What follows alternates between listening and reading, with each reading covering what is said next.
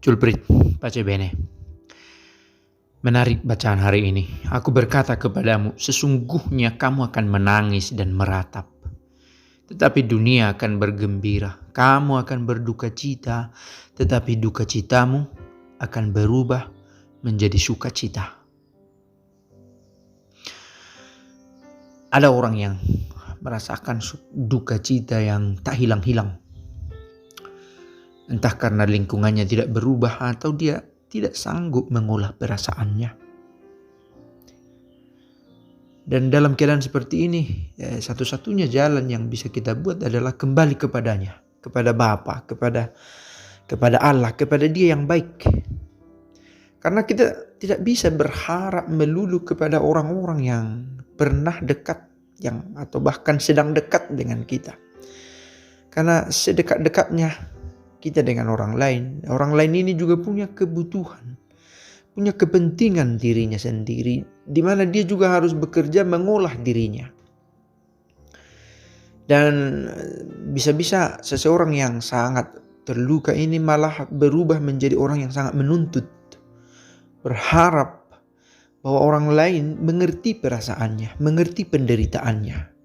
Seolah-olah orang lain tidak perlu menyelesaikan persoalannya juga.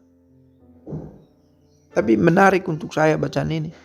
Kamu sekarang diliputi duka cita, tetapi aku akan melihat kamu lagi dan hatimu akan bergembira. Dan tidak ada seorang pun yang dapat merampas kegembiraanmu itu daripadaku. Kegembiraan macam apa? Kegembiraan karena pertemuan dengan Tuhan. Unmovable, tak tergeserkan itu. Tetapi kalau kegembiraan kita karena pertemuan dengan orang lain akan berubah cepat atau lambat. Sekurang-kurangnya dia berubah dari ada menjadi tidak ada. Kalaupun dia setia, kesetiaannya akan berakhir oleh kematian. Tetapi Allah tidak akan pernah mati. Tidak akan pernah menjadi tidak ada dalam diri hidup kita. Kitalah yang berubah-ubah. Kadang bisa mendekatinya, kadang tidak. Kadang kita ingat, kadang kita lupa. Dan manakala kita mengalami duka cita yang tak hilang-hilang, rasa sakit yang tak hilang-hilang, saya pikir pergi kepada Allah adalah cara terbaik. Dan kadang kita tidak tahu bagaimana cara pergi kepadanya. Kita tahu bahwa hidup dengan Allah, hidup bersama Allah membawa sukacita.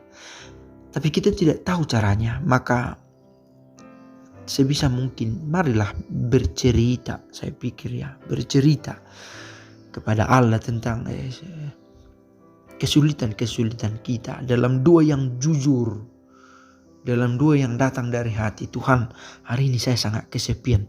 Tuhan, hari ini saya sangat terluka Allah karena perbuatannya.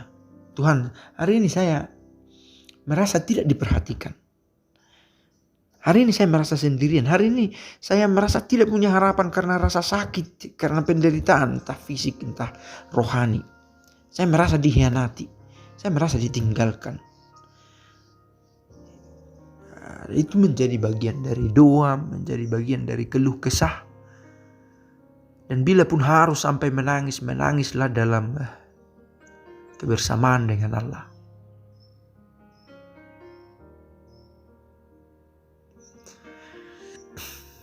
Saya pikir tidak menjadi kekurangan kalau kita dengan sadar mengakui duka cita kita, tetapi itu tidak cukup.